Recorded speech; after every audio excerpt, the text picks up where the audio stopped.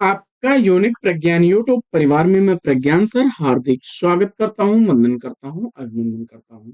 प्यारे साथियों, अगर आप टीएसटी पीएचडी जैसी प्रोक्ता LT grade UGC net JRF के अलावा किसी भी वनडे एग्जाम की भी तैयारी कर रहे हैं तो आपके लिए वीडियो होने वाला है काफी महत्वपूर्ण, क्योंकि आज की इस वीडियो में करने वाले हम लोग हिंदी भाषा से संबंधित पूछे जाने वाले उन महत्वपूर्ण प्रश्नों को, जो कि विगत वर्ष परीक्षाओं में पूछे गए प्रश्न हैं, और इन प्रश्नों का अवलोकन हम लोग प्रारंभ करें इससे पूर्व। अगर वीडियो को पहली बार देख रहे हैं तो वह चैनल पर नए हैं तो कृपया चैनल को सब्सक्राइब, वीडियो को लाइक और शेयर करना बिल्कुल न भूलें। बिना समय गंवाए प्रारंभ करते हैं आज की इस प्रैक्टिस सेट को और देखते हैं प्रैक्टिस सेट में पहला 1 से 20 तक के प्रश्न हम लोग पार्ट 1 में कर चुके थे। पार्ट 2 में हम लोग आगे के प्रश्नों को कर रहे हैं। अपभ्रंश में कितने स्वर मौजूद थे, इसका आपको जवाब बताना है। अपभ्रंश मध्यकालीन आर्य और आधुनिक भाषाओं के बीच की कड़ी है, जिसे संधिकाल की भाषा भी कहा जाता है, और इसमें स्वरों की संख्या थी 8। सी विकल्प सही जवाब है आपका। स्वरों की संख्या के संबंध में जो विवाद है, उसमें डॉक्टर नगेंद्र जो हैं वे 8 मूल स्वर मानते हैं, जबकि उदय नारायण तिवारी के अनुसार स्वरों की संख्या 11 है। अपभ्रंश में स्वरों को देख लेते हैं तो डॉक्टर नगेंद्र अपभ्रंश में स्वरों को मानते हैं। अ, आ, ए, ओ, उ, ए, ओ। 1, 2, 3, 4, 5, 6, 7 और 8। उदय नारायण तिवारी जी जो है, इन स्वरों के अलावा ए, ओ और री को भी जोड़ देते हैं। प्रश्न संख्या 22। 22वां प्रश्न है, हिंदी भाषा के उद्भव और विकास का सही क्रम चुनिए। हिंदी भाषा के उद्भव और विकास का सही क्रम बताना है। तो संस्कृत, संस्कृत के बाद पाली, पाली के बाद प्राकृत, प्राकृत के बाद अपभ्रंश, अपभ्रंश से सौरसेनी, और सौरसेनी से पश्चिमी हिंदी, और पश्चिमी हिंदी से आपको खड़ी बोली का विकास देखने को मिल जाएगा। विकल्प ए सही जवाब है। हिंदी की आदि जननी संस्कृत है। संस्कृत के बाद पाली, प्राकृत से होती हुई अपभ्रंश तक पहुंची हिंदी, और फिर अपभ्रंश अवहट से गुजरती हुई जो है प्राचीन या प्रारंभिक हिंदी का रूप लेती है। तो अगर देखा जाए तो हिंदी भाषा का इतिहास का आरंभ तो अपभ्रंश से होता है, परंतु इसकी आदि जननी अगर देखी जाए तो वह संस्कृत। बढ़ते हैं प्रश्न संख्या 23 की तरफ। 23वां प्रश्न है, निम्नलिखित आधुनिक भाषाओं में से किसका संबंध अपभ्रंश की पैशाची बोली से? पैशाची अपभ्रंश से किस का इसमें विकास देखने को मिलेगा?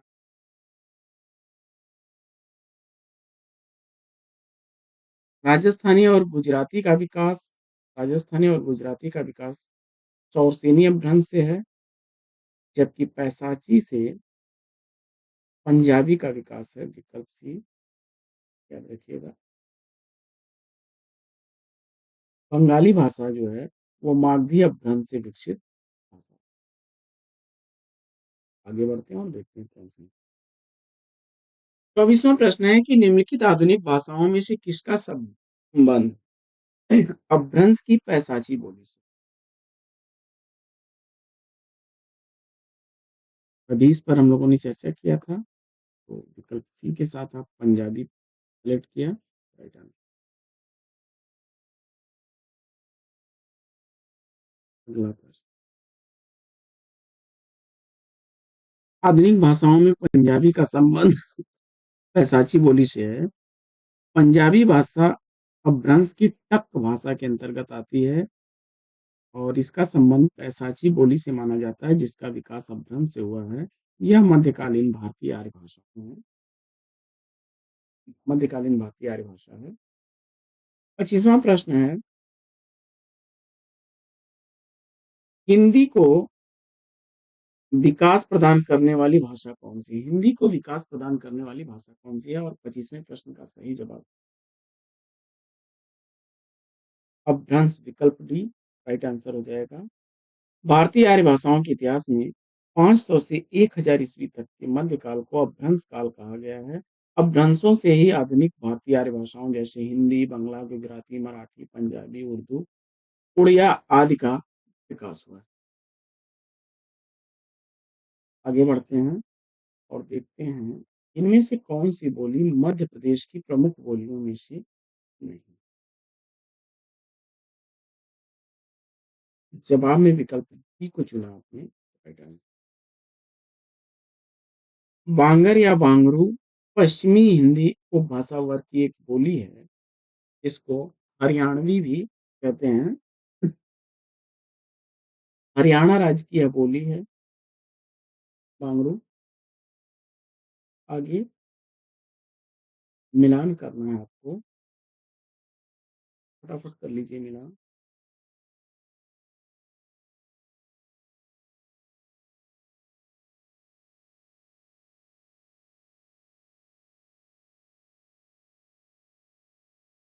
खड़ी बोली,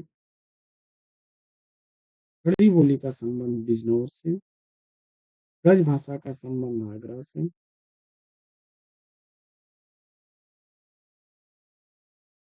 बांगड़ू का संबंध करनाल से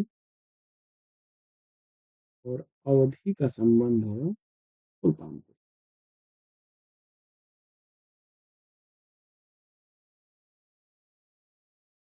खड़ी बोली बिजनौर क्षेत्र की बोली है, पश्चिमी हिंदी से निकली हुई। और ब्रज भाषा भी पश्चिमी हिंदी की बोली है, आगरा क्षेत्र में बोली जाती है। बांगड़ू करनाल में बोली जाने वाली पश्चिमी हिंदी की बोली है। और ये तीनों ही बोलियां सौसेनी अपभ्रंश से निकली हैं। वहीं अर्धमागधी अपभ्रंश से अवधी और छत्तीसगढ़ी का विकास देखने को मिल जाएगा। छत्तीसगढ़ी बिलासपुर क्षेत्र की बोली जाने वाली पूर्वी हिंदी से निकली पूर्वी हिंदी उपभाषा की बोली है। वहीं पूर्वी हिंदी के अंतर्गत अवधी भी आती है जो सुल्तानपुर क्षेत्र में बोली जाती है। बढ़ते हैं आगे और देख लेते हैं, इसकी व्याख्या देख लेते हैं। अवधी का क्षेत्र देख लेते हैं, लखनऊ, इलाहाबाद, फतेहपुर, उन्नाव, रायबरेली, सीतापुर, फैजाबाद, गोंडा, बस्ती, बहराइच, प्रतापगढ़ और बाराबंकी। अवधी भाषा के प्रसिद्ध कवियों में मुल्ला दाऊद, कुतुबन, जायसी, मंझन, उस्मान, तुलसीदास, सबल सिंह आदि आते हैं। अवधी भाषा आकारांत प्रधान बोली है। खड़ी बोली हिंदी रामपुर, मुरादाबाद, मेरठ, सहारनपुर, देहरादून, मुजफ्फरनगर, शामली, अंबाला में बोली जाती है। यह आकार बहुला बोली। बांगड़ू या बांगरू हरियाणवी बोली है जो हरियाणा में बोली जाती है। ब्रज भाषा का क्षेत्र मथुरा, अलीगढ़, धौलपुर, मैनपुरी, एटा, बदायूं और बरौली बरेली है।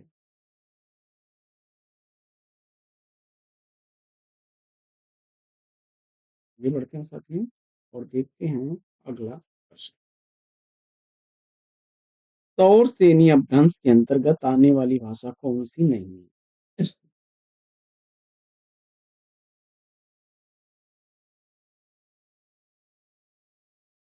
सही जवाब आपने सिंधी को सेलेक्ट किया तो राइट आंसर हो जाएगा विकल्प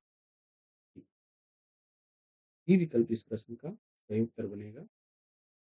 हिंदी भाषा जो है इसका विकास प्राचीन अपभ्रंश से हुआ है, जबकि गुजराती, राजस्थानी, पश्चिमी हिंदी बोलियों का विकास और सेमी अपभ्रंश से हुआ है। और सेमी अपभ्रंश से। अगला प्रश्न है कि संथाली भाषा किस भाषा परिवार से संबंधित। संथाली भाषा किस भाषा परिवार से संबंधित भाषा।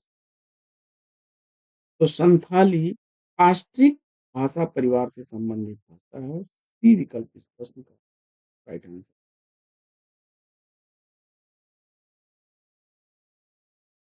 भारत में झारखंड, पश्चिम बंगाल, बांग्लादेश में भी संथाली बोली जाती है। और इसे 8वीं अनुसूची में शामिल करते हुए भाषा का भी दर्जा दिया जाए। प्रश्न संख्या 30। 30वां प्रश्न है, पहाड़ी हिंदी का विकास किस अध्ययन से हुआ? पहाड़ी हिंदी का विकास किस अध्ययन से माना जाता है? पीएचडी 2021 का पूछा गया प्रश्न है। व्याख्या देख लेते हैं हम लोग इसकी।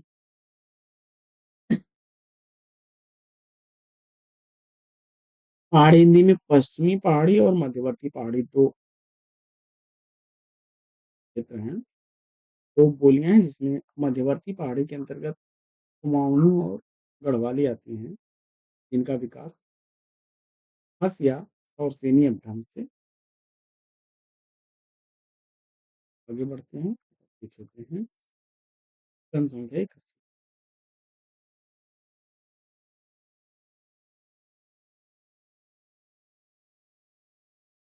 31वां प्रश्न क्या है कि हिंदी की मूल उत्पत्ति किससे मानी जाती है? अब इसमें स्टार लगा हुआ है, यानी इसकी व्याख्या देखते हैं हम लोग। तो हिंदी की मूल उत्पत्ति जो है वो अपभ्रंश से मानी जाती है, जिसमें सौरसेनी मागधी और अर्धमागधी अपभ्रंश से क्रमशः पश्चिमी हिंदी, बिहारी हिंदी और पूर्वी हिंदी भाषाओं का विकास हुआ है। यदि प्रश्न में खड़ी बोली हिंदी की उत्पत्ति पूछा गया होता तो उत्तर सौरसेनी अपभ्रंश माना जा सकता।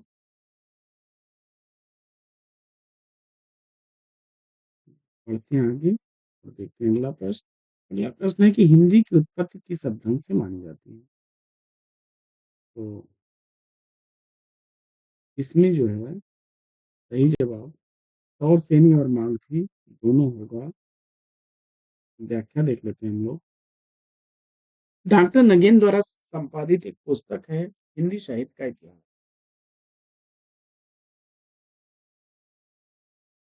डॉक्टर भोलानाथ तिवारी ने लिखा कि खड़ी बोली हिंदी का उद्भव और सैन्य अभ्यास से हुआ, किंतु यदि हिंदी को पश्चिमी हिंदी या पूर्वी हिंदी की 8 बोलियों का प्रतिनिधि माने तो इसका उद्भव और सैनी अर्धमागधी अभ्यास से हुआ।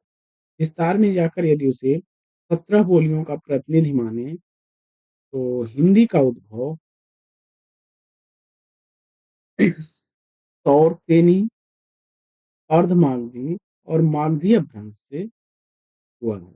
अतः इस प्रश्न में ए और बी दोनों विकल्प सही थे और इसके लिए जो है बोर्ड ने विकल्प ए उत्तर माना था, जो खड़ी बोली या पश्चिमी हिंदी के लिए उत्तर सही होगा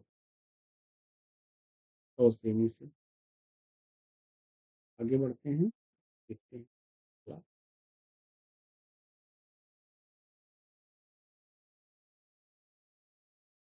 हिंदी भाषा की उत्पत्ति इससे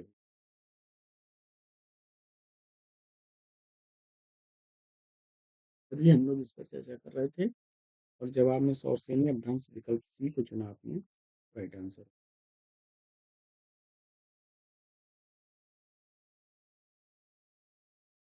अगला प्रश्न है, पश्चिमी हिंदी का विकास किस अभ्रंश से? पश्चिमी हिंदी का विकास किस अभ्रंश से हुआ है? जब आपने सौरसेनी अभ्रंश विकल्प डी को चुना तो राइट आंसर। ब्रज, बुंदेली, खड़ी बोली और कन्नौजी पश्चिमी के अंतर्गत आने वाली बोलियां हैं। आगे बढ़ते हैं और देखते हैं प्रश्न संख्या 35वां प्रश्न है कि पश्चिमी हिंदी की दो बोलियों का सही उदाहरण कौन सा है? तो खड़ी बोली और बुंदेली, विकल्प डी इस प्रश्न का राइट आंसर। पश्चिमी हिंदी के अंतर्गत ब्रजभाषा हरियाणवी कन्नौजी आएंगी, खड़ी बोली और बुंदेली भी आएंगी। पूर्वी हिंदी के अंतर्गत अवधी, बघेली और छत्तीसगढ़ी, इनका विकास अर्धमागधी अध्ययन से हुआ है।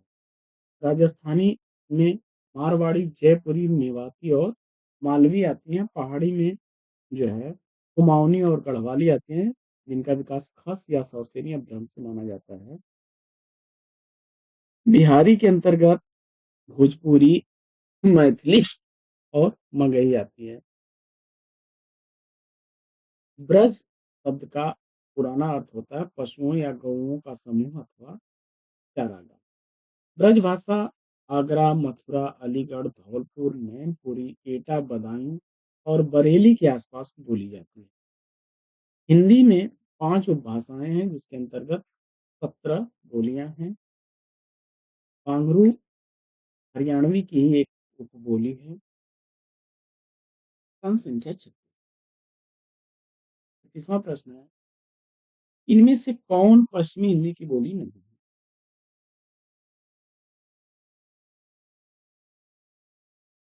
इनमें से कौन पश्चिमी हिंदी की बोली नहीं है? अवधी, बघेली, छत्तीसगढ़ी, ये पूर्वी हिंदी की बोलियाँ हैं। विकल्प ए इसका राइट आंसर। इसका विकास अब मालवीय भ्रंश से हुआ है। बघेली बोली का मुख्य क्षेत्र रीवा है, इसे दक्षिण अवधी भी कहा जाता है, क्योंकि भाषा वैज्ञानिक स्तर पर यह अवध की ही एक उपबोली ज्ञात होती है।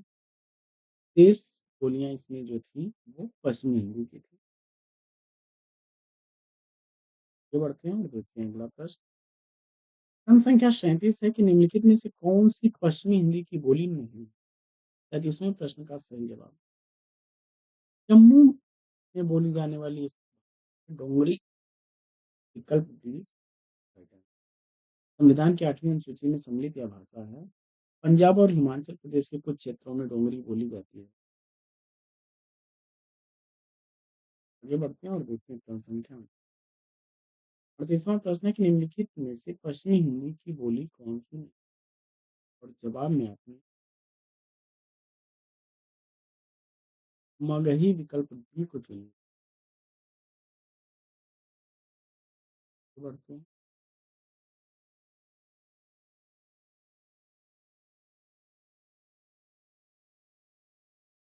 अब देखेंगे पूर्वी हिंदी के अंतर्गत अवधी, बघेली, छत्तीसगढ़ी, बिहारी के अंतर्गत मगही, मैथिली, भोजपुरी, पश्चिमी के अंतर्गत खड़ी बोली, इसे कौरवी भी कहा जाता है, बुंदेली, कन्नौजी, ब्रज और हरियाणवी है। कुमाऊनी और गढ़वाली पहाड़ी हिंदी के अंतर्गत मारवाड़ी, मालवी, मेवाती और जयपुरी, ये राजस्थानी हिंदी के। पूर्वी हिंदी की जो बोलियां हैं इनका विकास और मध्य भ्रंश से, पश्चिमी हिंदी राजस्थानी, गुजराती और पहाड़ी का विकास सौर सेनीय भ्रंश से। कुछ विद्वान जो है पहाड़ी हिंदी को खस से भी मानते हैं, खस अपभ्रंश से। और बिहारी हिंदी की बोलियां असमिया और बंगाली का विकास मागधी अपभ्रंश हुआ है।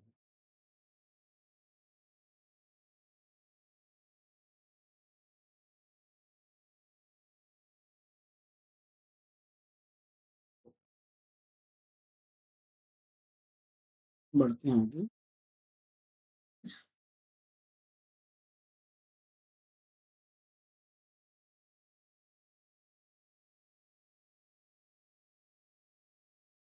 प्रश्न संख्या 39, निम्नलिखित में से कौन सी बोली पश्चिमी हिंदी की नहीं है?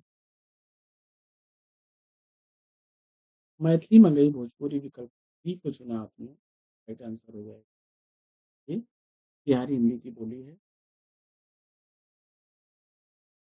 मगध क्षेत्र में बोली जाने के कारण मगही नाम पड़ा था। और वर्तमान में मगही पटना, गया, हजारीबाग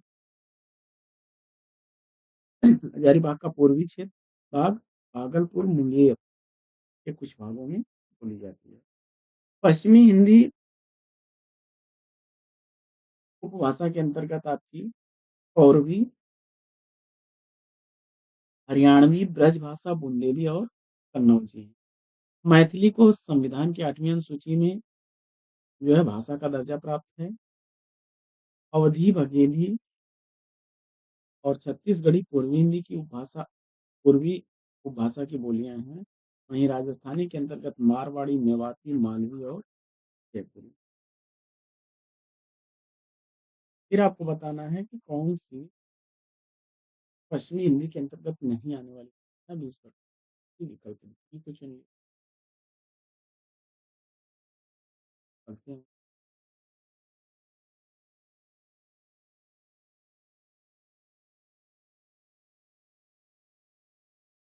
अभी हम लोग इसकी व्याख्या। निम्नलिखित में से एक पश्चिमी हिंदी वर्ग की बोली कौन सी नहीं है? छत्तीसगढ़ी। सही जवाब है।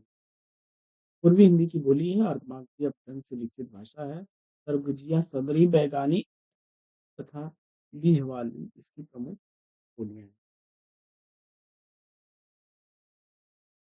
अगला प्रश्न है कि इनमें से कौन सी बोली पश्चिमी हिंदी वर्ग के अंतर्गत नहीं है?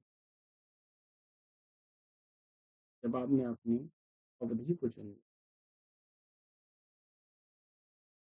व्याख्या इसकी हम लोग ऊपर देख रहे हैं। अवधि पूर्वी हिंदी के अंतर्गत आने वाली बोली है। पश्चिमी हिंदी के अंतर्गत खड़ी बोली, ब्रजभाषा, हरियाणवी, बुंदेली, कन्नौजी आती हैं, जो सौतेनी अपभ्रंश से निकली हैं। पूर्वी हिंदी में अवधी, बघेली, छत्तीसगढ़ी हैं। अर्धमागधी अपभ्रंश से विकसित हैं। इसी तरह से मारवाड़ी, मेवात, मारवाड़ी, जयपुरी, मालवी और मेवाती सौतेनी अपभ्रंश से विकसित। पहाड़ी हिंदी सौतेनी या खस अपभ्रंश से विकसित है, जबकि मागधी अपभ्रंश से विकसित है बिहारी हिंदी, जिसमें भोजपुरी, मैथिली और मगही आती है। लहंदा और पंजाबी भाषा का उद्भव पैशाची अपभ्रंश से हुआ है। पैशाची अपभ्रंश से लहंदा और पंजाबी भाषा का ब्राह्मण अपभ्रंश से सिंधी का विकास। पैशाची अपभ्रंश से लहंदा और पंजाबी का उद्भव होता है। पंजाबी भाषाएं और लहंदा पैशाची से, जबकि सिंधी का विकास प्राचीन अपभ्रंश। और मराठी का अपभ्रंश जो है महाराष्ट्रीय अपभ्रंश से मराठी भाषा, गुजराती भाषा सौतेनी अपभ्रंश से विकसित है। मागधी अपभ्रंश से बंगला, उड़िया, असमिया भाषा उत्पन्न हुई।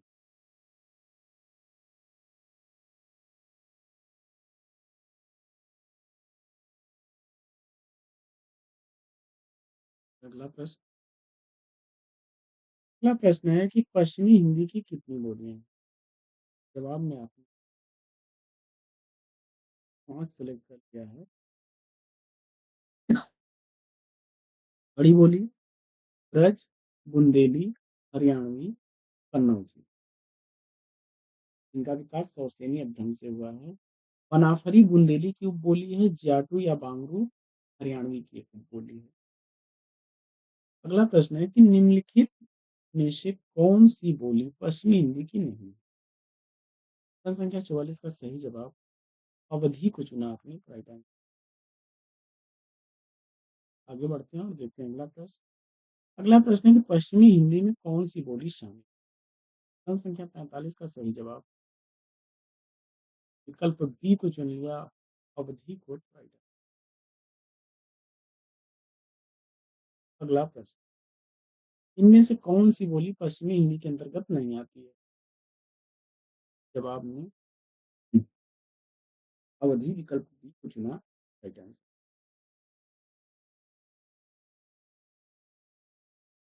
आगे, निम्नलिखित में से किस भाषा का विकास सौरसेनी अपभ्रंश से हुआ है? जवाब में आपने गुजराती विकल्प ए को चुना। आगे बढ़ते हैं, व्याख्या देख लेते हैं। गुजराती भाषा का विकास सौरसेनी अपभ्रंश से हुआ है। आर्नले महोदय ने आधुनिक भारतीय भाषाओं का वर्गीकरण करते हुए गुजराती को पश्चिमी गौड़ियन वर्ग में रखा, जबकि जॉर्ज पियर्सन ने गुजराती को केंद्रीय समुदाय और सैनी अपभ्रंश से विकसित भाषा और बोलियों में गुजराती भाषा, राजस्थानी भाषा और पश्चिमी हिंदी। पश्चिमी हिंदी के अंतर्गत आप खड़ी बोली, ब्रज भाषा, हरियाणा और बुंदेली। इसी तरह से मारवाड़ी, जयपुरी, मेवाती, मालवी ये सब राजस्थानी भाषा।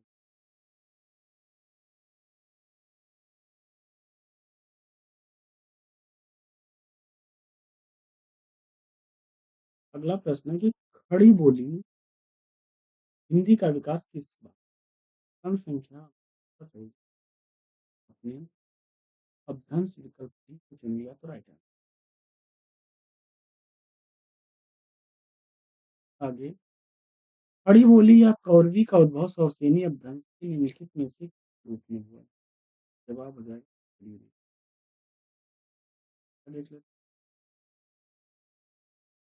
खड़ी बोली या कौरवी का उद्भव सौरसेनी अपभ्रंश के उत्तरी रूप में हुआ या पश्चिमी हिंदी की आकार बहुला बोली है। दिल्ली, मेरठ, बिजनौर, रामपुर, सहारनपुर, मुरादाबाद, देहरादून, मुजफ्फरपुर इत्यादि क्षेत्रों में यह बोली जाती है। भारत की राजभाषा हिंदी व खड़ी बोली एक नहीं है, बल्कि खड़ी बोली का तात्पर्य प्राचीन कुरु जनपद में बोली जाने वाली बोली से। अब आगे बढ़ते हैं और देखते हैं हिंदी का मानक रूप किस भाषा से विकसित। जवाब हो जाएगा खड़ी बोली से विकसित।